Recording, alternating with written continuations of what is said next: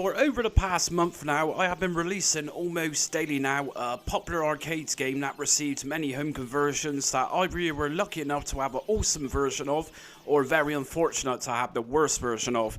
The series is still a thing, so it hasn't ended at all, so don't worry about that. But we are now taking a brief look at some of the best aftermarket releases, or more widely known as homebrew releases. In other words, very clever people who have managed to piece together bad versions and create enhanced versions of particular ports. In some cases here, coding games from scratch too. There are some true computer geniuses out there these days. We are taking a look at everything from the Commodore Amiga to Atari 8-bit to Neo Geo and many more systems platforms here. There really is some mind-blowing conversions in this video which will truly baffle you. This is not a ranking video as such, but more of an appreciation and showcase video. Anyways, I will be releasing subsequent videos for modern conversions, so if a game isn't in this list, it will likely be in the next video.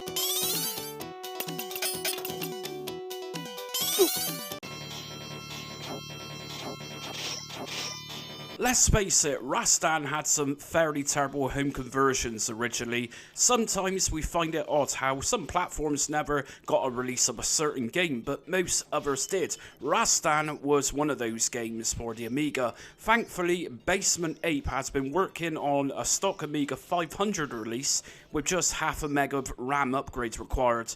For those of you who know Amiga, you'll be impressed how well this looks in terms of its colours and details and the sprites, given this is actually running from, a stock Amiga 500. If you didn't know any difference, you would assume that this was actually an Amiga AGA game. I have been following this project for some time now, and it's just got a new update fairly recently, and damn, it plays good. So far, I would even go as far as say it's the definitive port of Rastan. From the awesome details included in backgrounds to sprites and animations, this game seriously looks amazing, likely better than the original arcades game. It's the most responsive port of Rastan I've ever played and most complete so far, and actually feels like a good quality game to play. Unlike the commercial years conversions of this game, if you had bad memories of playing this in the 1980s, now is absolutely the time to play it again. Just remember, this isn't a finished game as of recording this video, but the first stage is 100% playable as a demo.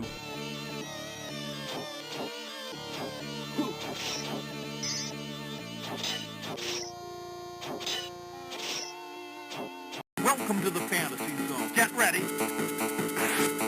During my Space Harrier arcade ports video, which I released a couple of days ago, I came across this 2018 release and left it. I played it today and all I can say is wow, this is one mega impressive Atari 8-bit conversion and easily would have won for being the best of the 8-bit micro versions if it was released back in the day. Notably, every enemy sprite has shadows beneath them, which isn't particularly necessary, but a great addition which most other ports of this game didn't actually have back in the day. Chris Hutt, who programmed this port, is somewhat of a genius to create such a perfect arcade port of a fairly complex game which many versions couldn't pull off too well. The music and sound effects, including voice synth, is all just nothing but perfect. It's almost like he had made every kilobyte count in this creation of Space Harrier. This is a highly regarded and highly awesome conversion of Space Harrier for the Atari 8-bit computers. Absolutely amazing stuff.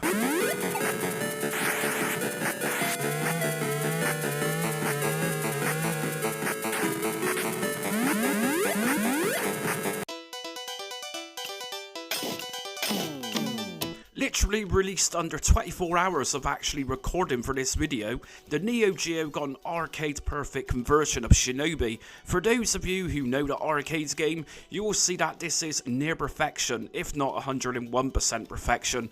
Hoffman, who ported this over, has taken full advantage of the hardware itself and used it to his advantage to give us a brighter looking game. and extremely smooth scrolling too. The game was made by disassembling the original arcade game back into source code, so we get an arcade perfect experience. Of course, originally the SNK Neo Geo received absolutely no version of this game at all, but as you can see in the gameplay, the Neo Geo handles it well and plays even better than the Sega arcade game itself, in my opinion. Truly a commendable effort from Hoffman.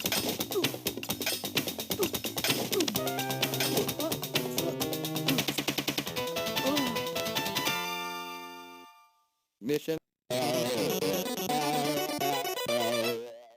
Released in 2015, the Commodore 64 already had an original release of Ghosts and Goblins in the 1980s, but many weren't too happy with it as it deviated from the arcade version after so long of playing it. The version here is a joy to play in all areas compared with its original release. Make no doubt about it, this isn't just a couple of minor tweaks to the source material, this is a complete full-on overhaul and as close to the original arcade release as it can possibly get for the Commodore 64. We even have 2 extra missions here for those who can actually stand the ridiculously high level difficulty of this game. What's more, we have brand new music for each level. Some have moaned that some of the music isn't right, especially from stage 1, but personally I think it suits the game really nicely and doesn't really seem out of place. Scrolling and handling Arthur is spot on, and did I mention we actually have a proper introduction to this version with the gargoyle sweeping in to steal your girlfriend.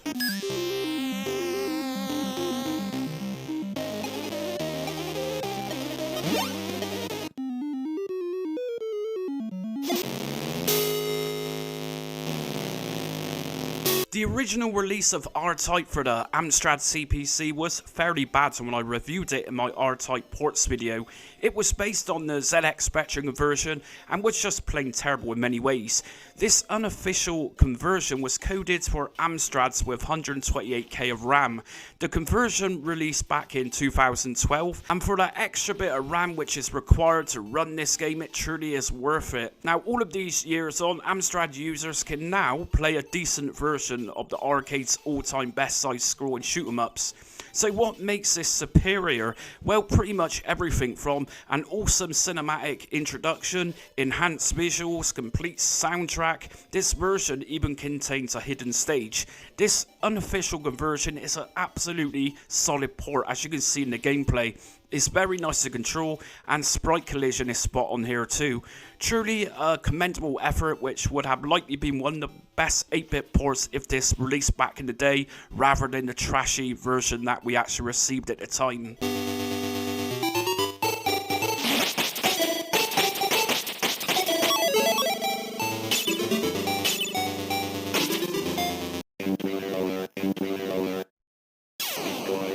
Berserk is a fairly old 1980 game, but it's an iconic arcade game, made famous for it being one of the first games, if not the first game, to regenerate different gameplay areas every time we played it. The Nintendo NES never actually received an official port for it, surprisingly. Something else which stood out with this game at the time was its incredible voice synth, which would have been fairly uncommon back in 1980. Berserk has had many different ports over the years, but officially it got ported to the Atari 2600, Atari 5200 and the Vectrex. One great thing about this NES conversion, which released around 5 years back, is its quality voice synth sounds. The NES isn't really known for this feature. Of course, in true style to the arcade game, it is basic by NES standards, but it plays really well, even if I did die over and over again playing this. It's truly faithful to the arcade original, and this version even includes laser speed options.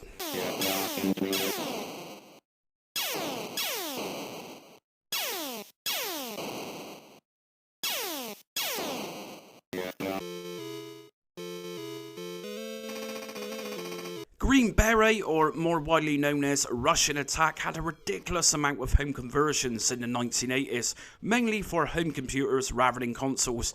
The BBC Micro and Commodore 16 even had ports of this out of all computers. So to come across this Sega Master System conversion, which released back in 2022, which actually entered into a Sega Master System competition at the time, wasn't expected. Is it good?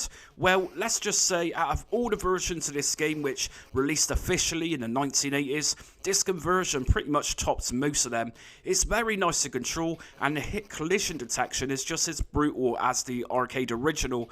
I personally played this mostly on the Commodore 64 back in the day, which was a great version, but can say that this is a major step up from that version, graphically and musically.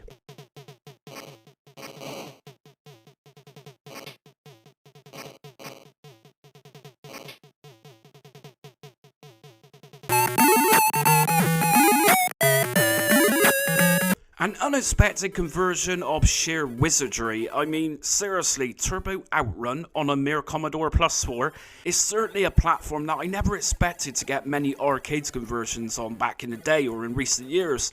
Really, if you didn't know better, you would assume that this was a Commodore 64 game running with its perfect scrolling and speed looking so great too with this game. Not to mention how good this sounds too. Of course, the Commodore 64 is legendary for its sound with the superior SID chip. The Commodore Plus 4 doesn't have any of this. Most Plus 4 games are extremely basic with sound very rudimentary in many cases.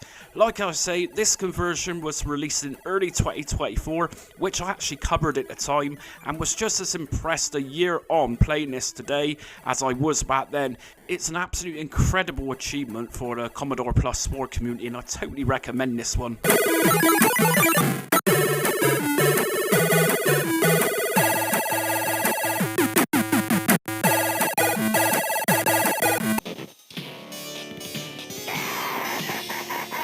Another fairly recent release. Originally, the Mega Drive or Sega Genesis didn't have a conversion of this famous Capcom beat-em-up. Only the Sega Mega CD, which, although sounded great with its CD quality sound and music, wasn't arcade perfection on several people's accounts.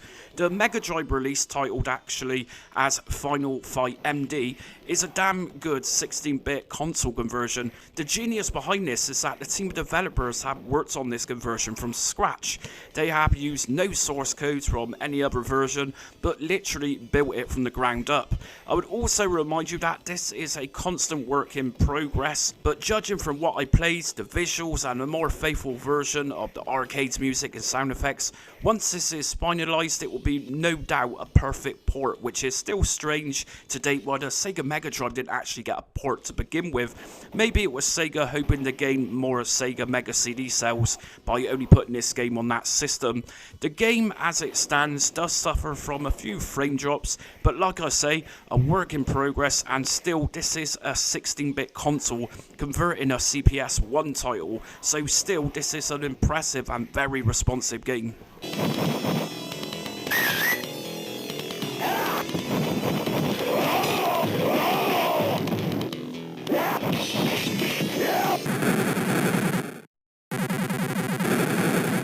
And finally, we have an amazing Atari 7800 conversion of the classic vertical scrolling shoot 'em up, which is 1942.